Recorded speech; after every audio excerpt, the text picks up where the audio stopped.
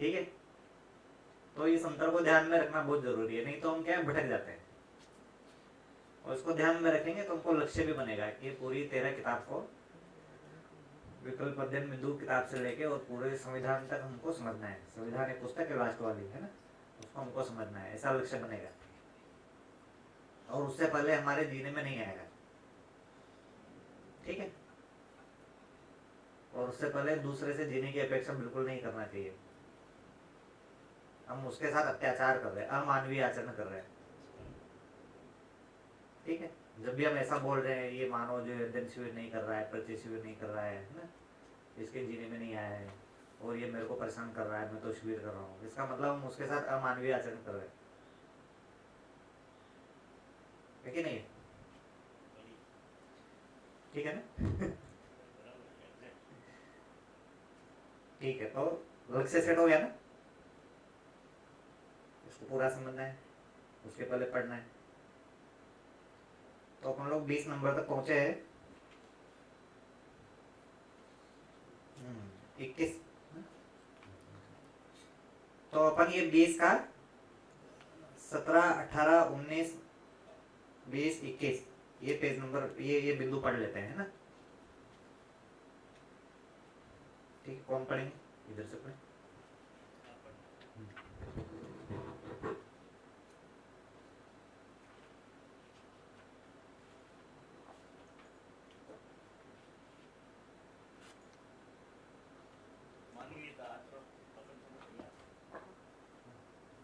हाँ, 17, 18, 17 से शुरू करो।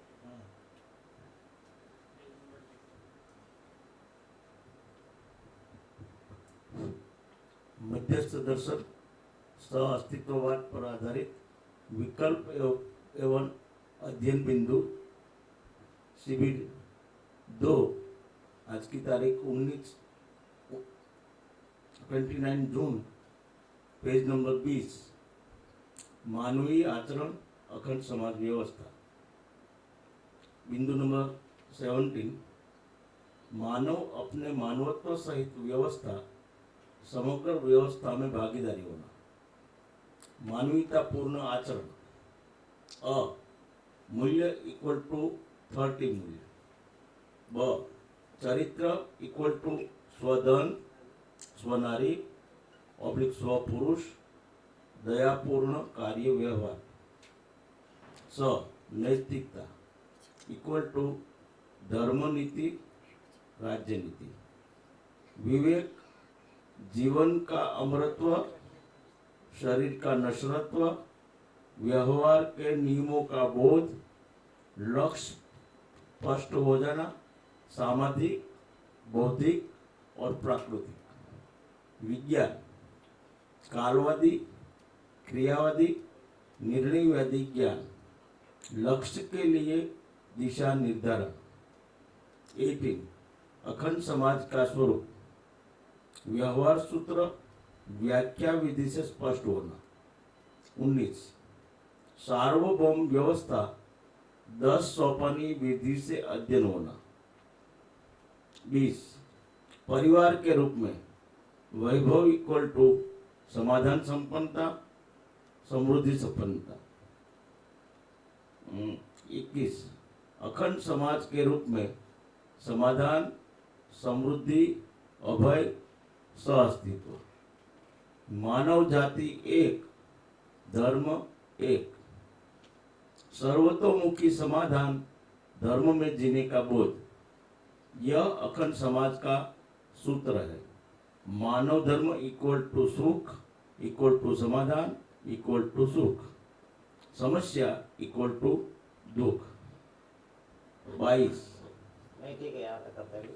या ये वीडियो को कर लेते हैं।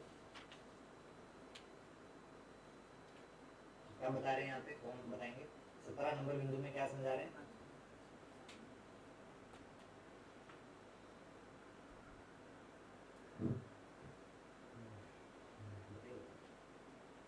मानव मानव होने में अपने मानवत्व जो है उसके सहित की उसी मानव की व्यवस्था और समग्र व्यवस्था, वो अस्तित्व की जो व्यवस्था है उसमें उसकी भागीदारी क्या है उसको पहचानना, उसको बोलते हैं मानवीय पूर्ण आचरण ज्ञान। तो आचरण ज्ञान में क्या क्या समाहित है? मूल्य है, चरित्र है, नैतिकता है। तो मूल्य में स्थापित मूल्य है, मानव मूल्य है, शिष्ट मूल्य है और प्रकृति मूल्य है। वो सभी दर्शन के हिसाब से 30 मूल्य है। चरित्र में स्वधन की व्याख्या जो यहाँ आदर्शवाद में पैसों से करते हैं वो नहीं, दर्शन के हिसाब से जो स्वधन किया जाता है, पैसों की बात नहीं हो, सभी उत्पादन की क्रिया से सभी जो उसके मूल्य है वो मूल्य के पहचानने के बाद स्वधन, स्वनारी के स्व पुरुष, वो विवाह की जो दर्शन की बात है इसके लिए, और दया पूर्ण कार्य व्यवहार है, वो दया का अर्थ जो दर्शन में परिभाषा में दिया गया है, दया किसे किसे कहते हैं, उसी के हिसाब से अपना व्यवहार और कार्य करने की बात है। और नैतिकता में जो धर्म दर्शन के हिसाब से किया और राजनीति दर्शन के हिसाब से है, वो तीनों जोड़ के जो विवेक आता है, वो विवेक में जीवन का अमृतत्व गठन पूर्ण होने के बाद जीवन पूर्ण की दिशा में जाता है। वो शरीर पदार्थ अवस्था और प्राण अवस्था और जीव अवस्था तीनों मिलके है, वो संगठन विघटन और नाशरोत्व है, वो बदलता है। और ये सारे नियमों का बोध और लक्ष्य स्पष्ट होता है, तो सामाजिक लक्ष्य, बौद्धिक लक्ष्य और प्राकृतिक लक्ष्य। और ये विज्ञान में जो क्रिया है उसका मुझे मालूम नहीं है, और जो थोड़ा बहुत मैं समझ रहा था वो मैंने मेरे हिसाब से स्पष्ट किया है। अस्तु। तो क्या समझ में यहाँ पर क्या चीज बोल रहे हैं? मानवतापूर्ण आचरण क्या चीज है और कौन समझाएगा? एक तो इन्होंने समझाया, सुनील भाई आप समझाइए, इधर आके समझाइए बढ़िया से बोर्ड पे। अरे आप इतना सारा पढ़े हैं, बताइए। नहीं नहीं आइए ना, अरे आइए आइए, समझाइए अच्छे से।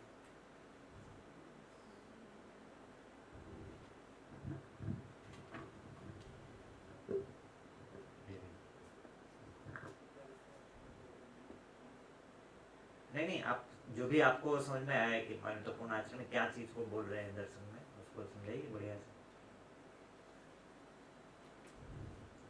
जैसे मैं थोड़ा बहुत समझा हूँ, सकता हूँ। जो समझदारी जो भैया ने बात की, ज्ञान जो है वो ज्ञान के आधार पर, जैसे अस्तित्व दर्शन ज्ञान, उसके बाद जीवन ज्ञान और मानवीयतापूर्ण आचरण ज्ञान, ये ज्ञान होने से फिर हमारा आचरण कैसा होगा, तो फिर हम स्वयं में व्यवस्था, मानवत्व जो लिखा है पहला सेंटेंस, मानव अपने में मानवत्व सहित व्यवस्था। तो पहले अपना आचरण, हमारा आचरण जैसे पहले ठीक हो जाता है तो निश्चित आचरण, जैसे मानव का जो प्रयोजन है व्यवस्था के अर्थ में जो डिफाइन है हमारा रोल, वैसा आचरण मैं पहले करने लगूँ, समझ के वो आचरण मेरे में आ जाए। और फिर समग्र व्यवस्था में भागीदारी, तो जैसे मेरे परिवार व्यवस्था में भागीदारी, फिर मेरे आगे समाज के व्यवस्था में भागीदारी करना है, और अखंड समाज के और सार्वभौम व्यवस्था के अर्थ में जो भागीदारी मेरी होनी है, तो वो पहले मेरा निश्चित आचरण हो जाए और फिर उसके बाद मैं भागीदारी कर पाऊँगा। ऐसा इसमें समझ आता है। बहुत बढ़िया। फिर आचरण में क्या क्या है, तो मानवीयतापूर्ण आचरण, तो उसमें क्या क्या आएगा, तो मूल्य, चरित्र और नैतिकता 3 भागों में इसमें लिखा है, बाबा जी ने बताया है। तो मूल्य यानी जो मौलिकता है, तो मानव में हमारी जो मौलिकता क्या है, या फिर हमारा जो स्वभाव और धर्म जो है उसको जानने की बात है। स्वभाव और धर्म के आधार पर हम जब जीने जाते हैं तो फिर 30 मूल्य जो अपने लिखे हैं, उसमें 30 मूल्य में जैसे सबसे पहला जो बेस है तो जीवन मूल्य, मानव मूल्य, जीवन मूल्य, मानव मूल्य, फिर शिष्ट स्थापित मूल्य, शिष्ट मूल्य और वस्तु मूल्य। वस्तु मूल्य 2 है, उपयोगिता मूल्य और कला मूल्य। फिर अपने स्थापित मूल्य 9 और शिष्ट मूल्य 9। तो 9 2 18 और 20 हो गए। तो जब परस्परता में हम एक मानव के साथ अखंड समाज की भागीदारी में जब करते हैं तो परस्परता की बात आती है, जैसे बोलते हैं कि गुण की बात करते हैं जब, तो रूप गुण स्वभाव धर्म जो सेट उसमें गुण की जो बात होती है, तो परस्परता जब दूसरे मानवों के साथ परिवार और परिवार के साथ जब होती है तो ये 20 मूल्य जो है वो परस्परता के लिए वो मूल्य है, वो ऐसा थोड़ा समझ में आता है। और जब हम भागीदारी करने जाते हैं सार्वभौम व्यवस्था में, तो जो मानव मूल्य है जैसे दृढ़ता वीरता उदारता दया कृपा करुणा, तो जो ये 6 मूल्य है तो वो अपनी भागीदारी का स्वरूप दिखता है सार्वभौम व्यवस्था के अर्थ में। हमारी भागीदारी कैसे कर सकते हैं वो वैसे दिखता है। और फिर उसके हिसाब से हम जब जीते हैं तो फिर अपने जो अपना लक्ष्य है समाधान समृद्धि अभय सह अस्तित्व, उसको हासिल करने के लिए वो ऐसे मूल्य के आधार पर जीने का स्वरूप बनता है। तो फिर हमारा वो लक्ष्य समाधान समृद्धि अभय सह अस्तित्व की ओर, हमारे लक्ष्य की ओर आगे बढ़ना होता है। और समाधान से फिर हमें जीवन लक्ष्य की जो बात करते हैं, उसके जीवन लक्ष्य कैसे आएगा, तो सुख शांति संतोष आनंद हमारा जीवन लक्ष्य है। तो वो जीवन लक्ष्य है तो वो कहाँ से आया, तो फिर समाधान समृद्धि अभय और सह अस्तित्व। समाधान से सुख, समृद्धि समाधान समृद्धि से शांति, समाधान समृद्धि अभय से संतोष, और समाधान समृद्धि अभय सह अस्तित्व वो पूरा होने से पूरा अपना जीवन लक्ष्य पूरा हो जाता है।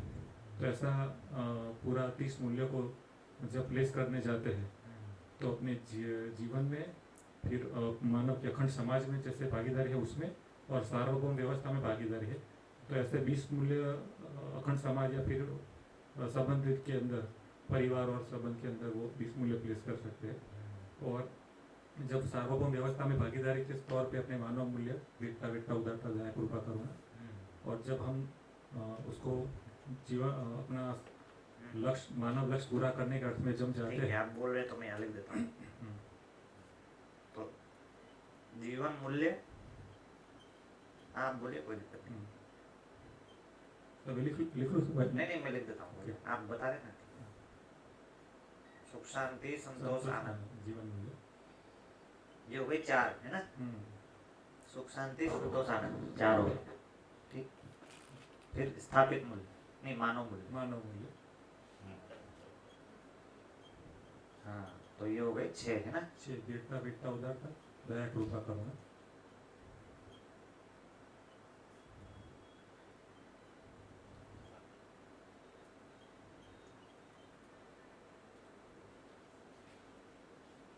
ये हो गए 6 है ना।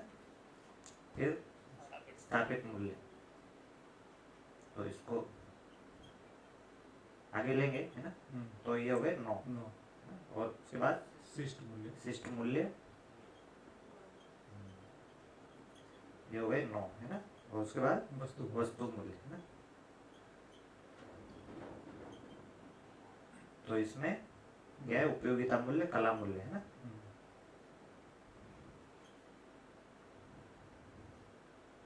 तो ये हो गए 2, तो ये कुल हो गए 30 है ना। ऐसा बात हो रहा है हम जो बोल रहे हैं। हाँ, उसमें जैसे अभी बताया वैसे वस्तु मूल्य जो है उसको समर्पित होता है शिष्ट मूल्य में, शिष्ट मूल्य समर्पित स्थापित मूल्य में, स्थापित मूल्य समर्पित मानव मूल्य में, और मानव मूल्य समर्पित जीवन मूल्य में। तो पूरा ऐसा सीक्वेंस दिखता है। जैसे 30 मूल्य की बात यहाँ पे हुई।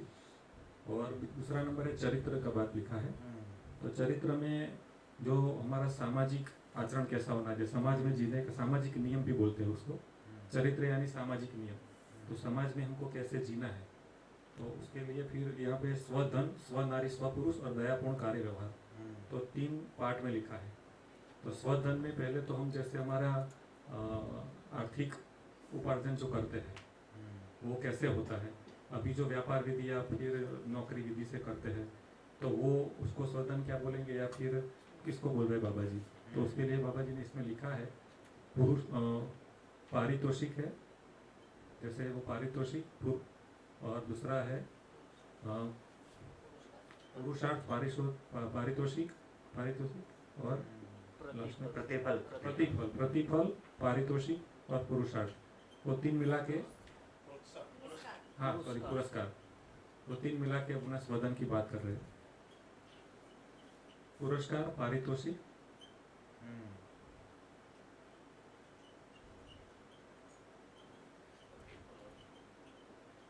प्रतीक होते हैं। ठीक है।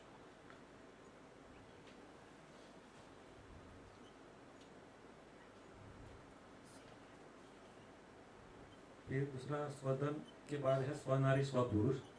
तो उसमें स्वनारी स्वपुरुष के लिए जो अभी जो व्यवस्था मैरिज की जो लग्न व्यवस्था बनी हुई है, तो वो पहले से वो समाज में अपने चल रहा है कि एक ही जो परस्परता है उसके साथ वो संबंध पति पत्नी संबंध के तौर पे देखे तो समाज में अव्यवस्था नहीं फैले, और जो वो बोलते हैं काम की जो पीड़ा होती है तो उसके लिए वो बैलेंस भी उसमें हो सके कि एक ही व्यक्ति से वो उनका जो काम की जो इच्छा हो रही है तो वो उसकी भी जो पूर्ति होती है और समाज में अव्यवस्था नहीं फैले। तो उसके हिसाब से स्वनारी स्वपुरुष देख सकते हैं। और दयापूर्ण कार्य व्यवहार, तो कार्य और व्यवहार जो करते हैं हम, तो वो कैसे दयापूर्ण हो सके, दूसरों मानवों की सहायता, दूसरे मानवों को भी हम व्यवहार करके उनके समझदारी के लिए कैसे काम कर पाए और उनकी जागृति के लिए कैसे जुड़ पाए सबके साथ। तो वैसे कार्य और व्यवहार कर सकते। कार्य अपने प्रकृति के साथ जो करते हैं, मानव और शेष प्रकृति की परस्परता में हम जो करते हैं वो कार्य है, और मानव की परस्परता में जब व्यवहार उसी को बोलेंगे जब उसको समाधान के अर्थ में या फिर जागृति के अर्थ में जो कुछ भी हम दूसरे मानव से जुड़ते हैं तो ही उसको व्यवहार बोलेंगे, बाकी तो वो भी कार्य की गिनती में ही आ जाएगा। और लास्ट में है नैतिकता। तो फिर नैतिकता में दो पार्ट में लिखा है, धर्म नीति और राज्य नीति।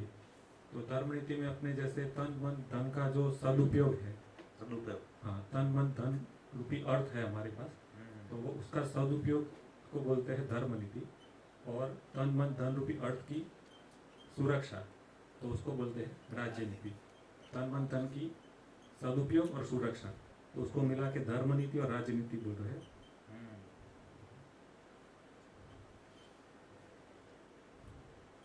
धर्म नीति में जैसे अखंड समाज की बात हो रही है, अखंड समाज की रचना के लिए, तो वो धर्म नीति के तौर पर।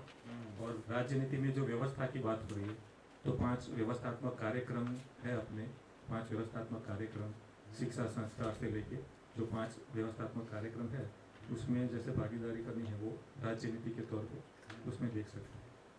ठीक, बढ़िया, बहुत बढ़िया।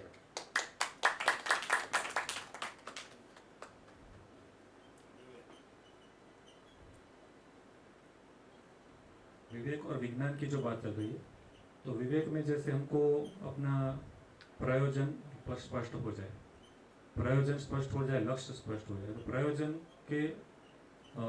के अर्थ में विश्लेषण हो जाए। तो विवेक सम्मत विज्ञान यानी प्रयोजन सम्मत विश्लेषण, प्रयोजन पहचानने में आ जाए, उसके आधार पर विश्लेषण करके हम अपना जीने का स्वरूप बनाए, तो वो हो गया अपना विवेक से सम्मत विज्ञान। या फिर दूसरी भाषा में बोले तो लक्ष्य सम्मत दिशा। तो लक्ष्य के आधार पर हमारी दिशा नक्की हो जाए, तो कैसे कार्य और व्यवहार करना है, प्रकृति के साथ कैसे जीना है, मानव की परस्परता में कैसे जीना है, तो उसके बीच में हमको पहले स्पष्ट हो जाए हमारा प्रयोजन, सभी संबंधों का प्रयोजन क्या है, प्रयोजन स्पष्ट हो जाए, उसके साथ में वो जीने का स्वरूप स्पष्ट हो जाए। तो इसमें विवेक और विज्ञान की बात ऐसे है। विवेक में भी डिटेल में जाए तो उसमें जीवन का अमरत्व, शरीर का नश्वरत्व और व्यवहार के नियमों का बोध। तो जीवन का अमरत्व तो जैसे हम बोल रहे हैं कि जीवन अमर है, पहले से अभी सभी आदर्शवादी परंपरा में भी हमको बोले कि जीवन अमर है, तो लेकिन उसका जो स्वीकृति है वो हमारे में खाली सुनने से नहीं आता है। तो उसका स्वीकृति जैसे जैसे हम उसका अध्ययन करते हैं, वाङ्मय का अध्ययन करते हैं, या फिर उनको जैसे ज़्यादा से ज़्यादा हम जीवन क्रियाओं के अपने ऊपर ध्यान देते हैं और उसके जीवन क्रियाओं पर हम हमारे खुद के ऊपर काम करते हैं, परस्परता में कैसे जीना है, उसके गति क्रिया में जब जाते हैं तो उसमें स्थिति क्रिया में जैसे कैसे हमारा अपग्रेडेशन होना है, स्थिति क्रिया में जो अपनी जीवन क्रिया में स्थिति क्रिया है उसमें कैसे परिमार्जन होना है, धीरे धीरे मन के लेवल से वृत्ति, चित्त, बुद्धि, आत्मा, वो हमारी जो हार्मनी में जो अभी नहीं है, जैसे अभी मन को वृत्ति चलाने की बजाय मन चला रहा है वृत्ति को, वैसे अभी मन शरीर को चलाने की जगह पे शरीर से मन चल रहा है, मन से वृत्ति चल रही है, तो जो उल्टा क्रम चल रहा है तो उसको धीरे धीरे समझ के जीवन में वो अपनी परिमार्जन करके वो कैसे करना है, तो वो जीवन का अमरत्व तभी स्पष्ट होगा जैसे अभी वो अभी हार्मनी में आ जाएगा। फिर शरीर का नश्वरत्व है, जैसे शरीर नश्वर है क्योंकि ये भौतिक रासायनिक वस्तु है, उसका नाश निश्चित ही है। वो शरीर बारंबार एक घटना के रूप में हमको मिलता ही रहेगा, लेकिन मैं अमर हूँ और शरीर बारंबार घटना के स्वरूप में मुझको मिलता ही रहेगा, ऐसा एक पता चल जाता है शरीर का नश्वरत्व में। और फिर लास्ट में है व्यवहार के नियमों का बोध। तो व्यवहार के नियम में जो 3 टाइप के सामाजिक नियम, भौतिक नियम, प्राकृतिक नियम। सामाजिक नियम में हमने जैसे देखा अभी चरित्र में आ गया, वो सामाजिक नियम हो गए। भौतिक नियम और प्राकृतिक नियम। प्राकृतिक नियम में तो आवर्तनशीलता के साथ जो भी काम करते हैं वो प्राकृतिक नियम हो गए। भौतिक नियम में असंग्रह, स्नेह, विद्या और सरलता, वो 4 5 है। असंग्रह, स्नेह, विद्या, सरलता और अभय है ना लास्ट में। असंग्रह, स्नेह, विद्या, सरलता और अभय, वो 5 मिला के वो बौद्धिक नियम हो गए। तो वो पूरा स्पष्ट हो जाए, वो तीनों नियम है जो व्यवहार के, वो स्पष्ट हो जाए। तो विवेक का इतना मैं अभी समझा हूँ। और विज्ञान में अभी कालवादी, क्रियावादी, निर्णयवादी जो ज्ञान लिखा है, तो कालवादी ज्ञान, कालवादी, क्रियावादी और निर्णयवादी ज्ञान को मिलाकर विज्ञान बोल रहे हैं।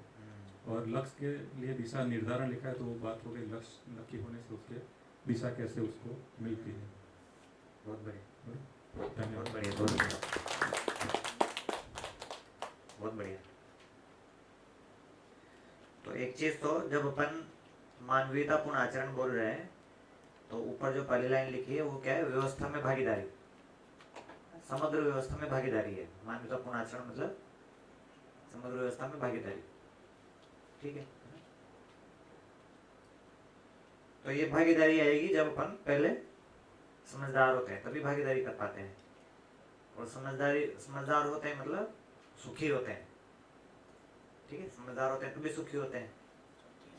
तो ये जो समझदारी है, वो समझदारी और सुखी होना वो किससे जुड़ रहा है? यहाँ पर है, समझ से जुड़ा हुआ है, ठीक है ना। और वो क्या है? धर्म है, जो अपन समझ रहे हैं, जीवन में ही समझ रहे हैं। अपन मानव रूप में समझ रहे हैं कि जीवन रूप में समझ रहे हैं? जीवन रूप में समझ रहे हैं ना। मानव के रूप में अपन उस समझ को शरीर के साथ में प्रकट कर रहे हैं। तो समझने वाली इकाई जीवन है। अपना जो जीवन है उसमें मन, वृत्ति, चित्त, बुद्धि, आत्मा है, वही समझ रहा है। तो वो जो जीवन की जो क्रियाएं हैं उसमें एक सूत्रता होना, उसको बोले धर्म, ठीक है। जो पहले ये मानवतापूर्ण आचरण के सेक्शन तक पहुंचने के पहले जीवन की बात हो चुकी है, मतलब धर्म की बात हो चुकी है। उसके वो जीवन समझने के लिए फिर वो सहस्त्र तो दर्शन ज्ञान भी चाहिए। तो